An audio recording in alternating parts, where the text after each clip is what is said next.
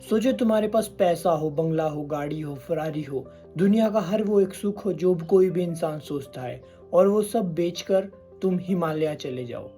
सोचकर थोड़ी कहानी जैसी लग रही है ना, बट ये कहानी नहीं है, ये है एक रियल स्टोरी। और उस स्टोरी को लिखा है इस बुक में, a monk who sold his Ferrari. Hello guys, my name is अक्षित और अभी मैंने ये बुक पढ़कर कंप्लीट की है और दिस इज रिव्यू ऑफ ये बुक कैसी है। सबसे पहले हम बात करेंगे कि किन्हें ये बुक पढ़नी चाहिए।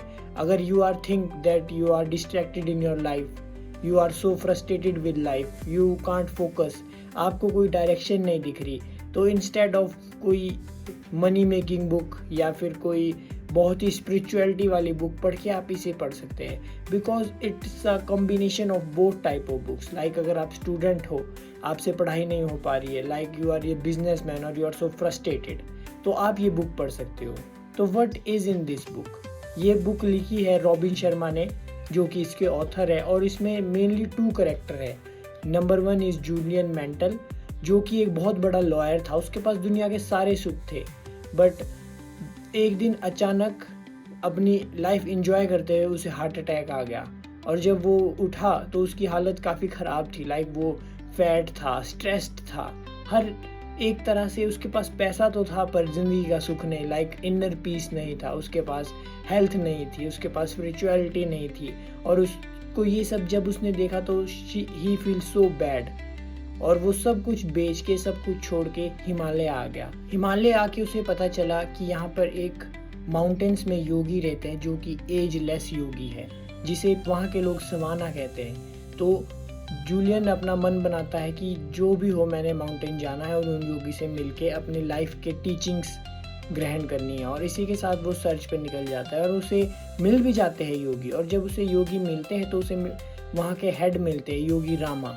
योगी रामा से बात करने के बाद वो उनके साथ सवाना चल जाता है, और जब वो सवाना जाता है तो उनकी टीचिंग सीखता है वहाँ पे कि आखिर कैसे वो अपनी स्पिरिचुअलिटी और अपनी मेंटल हेल्थ पे काम करे। ये सब सीख के वो जब वापस आता है तो इसका एक बहुत ही क्लोज फ्रेंड होता है जी, जो हमारी स्टोरी का सेकंड कैरेक्टर है, जिसका नाम है जॉन। वो भी एक लॉयर है जूलियट की तरह। जब जूलियट जॉन से मिलता है तो जॉन बहुत ही शॉक्ड हो जाता है कि जो जूलियट एक टाइम पे फैट, स्ट्रेसफुल, फ्रस्ट्रेटेड रहता था और ओल्ड एज लगता था, अपनी उम्र से ज़्यादा लगता था, अब वो बहुत ही एनर्जेटिक और काइंड ऑफ योगी लग रहा था। तो उसने उससे पूछा कि ये क्या हुआ, तुमने अपनी सारी प्रॉपर्टी बेच कर तुम कहाँ चले गए थे, क्या हुआ? तो जूलियट उसे कहता है कि wait, I will tell you everything tonight at your place. So वो उनके प्लेस पे मिलते हैं। जैसे जैसे जॉन शाम होने का वेट करता है और जूलियट उसके घर पे आता है।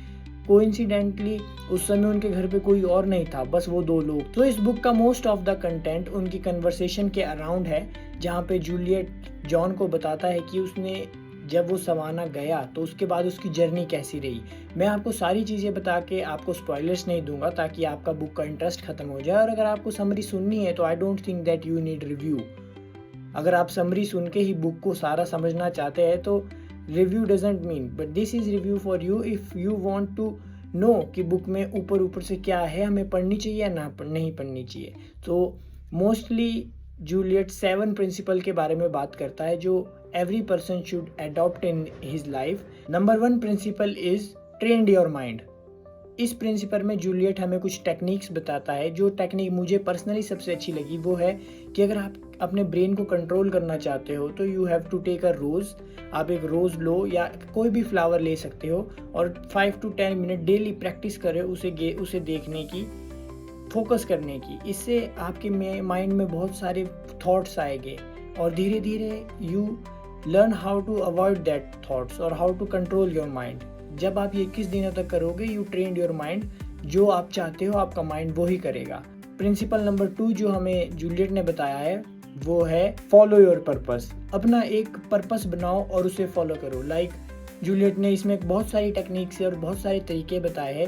मेनली तरीका जो मैं फॉलो कर रहा हूँ इस बुक के बाद, जो मुझे बहुत ही इम्पैक्टफुल लगा, वो है कि अपनी एक ड्रीम बुक बनाओ। आप जो अपनी लाइफ में चाहते हो उसे एक साइड लिखो और जो आप करंटली हो उसे एक साइड लिखो। आप इस ड्रीम बुक को फॉलो करने से, इसको लिखने से अपने ड्रीम के बहुत ही क्लोज आ जाओगे। नंबर 3 जो जूलियट ने लॉ बताया वो है कंटिन्यू सेल्फ इम्प्रूवमेंट। इसे जूलियट ने कह के बुलाया है, जो कि मेरे लिए एक न्यू वर्ड था। मतलब कंटिन्यूस चेंज मीन्स अगर आप अपने कंफर्ट जोन से स्टेप आउट करोगे, अगर अपनी लाइफ में आप कुछ नया सीखोगे या डरोगे नहीं किसी चीज़ से, तो आप अपनी लाइफ मोर फ्रीडम और मोर हैप्पीली जी पाओगे। लाइक अगर आपको कुछ पसंद है, जैसे आप मान लो स्टेज पे जाने से आपको फियर है, तो आप स्टेज पे जाओ, उसे प्रैक्टिस करो। अगर आपकी लाइफ में कोई फियर रहेगा तो आप अपनी लाइफ फुल एक्सटेंड में लिव नहीं कर पाओगे। और नंबर 4 लॉ जो जूलियट ने हमें बताया वो है सेल्फ डिसिप्लिन। जी हाँ, अपने आप पे डिसिप्लिन, अपने आप पे कंट्रोल करना according to Juliet is one of the best thing you can do to achieve happiness in your life. और नंबर 5 गोल जो जूलियट ने हमें बताया वो है respect your time. According to him, time एक बार चला गया तो वापस नहीं आएगा। जो आपका टाइम है वो मनी से भी बहुत ज़्यादा प्रेशियस है। मनी खर्च होगी तो यूज़ हो जाएगी, बट आपका टाइम नहीं होगा। जो चीज़ आप अभी कर सकते हो वो आप नॉट पॉसिबल कि फ्यूचर में भी कर पाओ। इसलिए respect your time, give your time to things you want to be in your life. अगर आप चाहते हो कि आप कुछ चाहो, कुछ अचीव करना चाहो, तो अभी उस पर फोकस करिए ताकि इन फ्यूचर वो आपको मिल सके। नंबर 6 प्रिंसिपल जो जूलियट ने हमें बताया है वो है help others.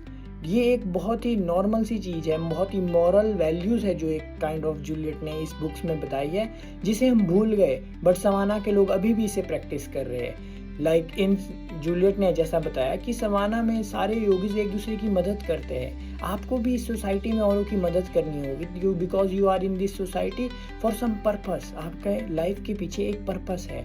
You have to do social works. अगर आप औरों की मदद करोगे तो इन रिटर्न आपके साथ भी अच्छा होगा। अकॉर्डिंग टू जूलियट, अगर आप औरों की मदद करो, हेल्प अदर्स, इससे आपको ऐसी खुशी और ऐसा इनर पीस मिलेगा जो कि आपको हजारों करोड़ों पैसा कमा के भी नहीं मिलेगा। So helping others is 6th law Juliet Taylor's. And number 7 and last law है लिव इन प्रेजेंट। जी हाँ गाइज, लास्ट लॉ जो हमें जूलियट ने बताया है वो है कि प्रेजेंट में जियो, फ्यूचर में और पास्ट में नहीं। अकॉर्डिंग टू जूलियट, जो भी इंसान डिप्रेशन में रहता है, कंफ्यूजन में रहता है, स्ट्रेस में रहता है, मेन रीज़न इज़ कि वो पास्ट में या फ्यूचर में जीते हैं। तो आपको पास्ट या फ्यूचर में नहीं, आपने प्रेजेंट का देखना है। इफ़ यू आर फीलिंग कि आपकी लाइफ में कुछ नहीं है, तो आप प्रेजेंट को देखो, अपना प्रेजेंट पे काम करो। और ये सारे 6-7 लॉ अगर आप लगाओगे तो कोई भी इंसान अकॉर्डिंग टू जूलियट पॉसिबल नहीं है कि वो खुश ना रह पाए। अगर वो इन चीज़ों पे काम करे तो वो डेफिनेटली कुछ ना कुछ अपनी लाइफ में सीखेगा या अचीव करेगा। So this is all what I learn from this book. और मैंने कोशिश की है कि मैं आपको बहुत कुछ ना बता के एक ऊपर से समरी दे दूँ दैट आपको ये बुक पढ़ने की ज़रूरत है या नहीं। So this is all about this a monk who sold his Ferrari. और अगर आपको ये वीडियो थोड़ी भी अच्छी लगी तो आप लाइक, कमेंट, शेयर या सब्सक्राइब कर सकते हो, because it motivate me to make such kind of more videos. And अगर आप कोई भी नेक्स्ट बुक का रिव्यू देना चाहोगे, आप कोई बुक मुझे सजेस्ट करना चाहोगे, तो आप कमेंट सेक्शन पे लिख सकते हो। Thanks for today.